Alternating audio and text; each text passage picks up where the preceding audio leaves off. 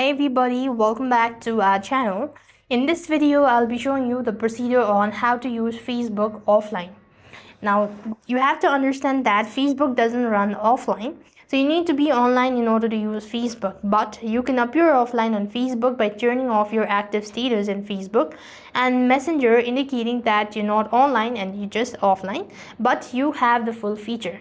But as I already mentioned that you will not be able to use any features on Facebook like watching reels or maybe watching contents on Facebook offline. So you just have to make sure to change the status offline.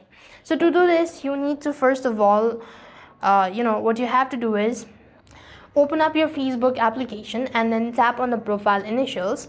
Scroll down and go to settings and privacy. Click on settings once again from the list, and when you go to the settings section over here, you want to go to status, active status. So right over here, you want to make sure that the show when you were active button is toggled off, and this is how you can use Facebook offline.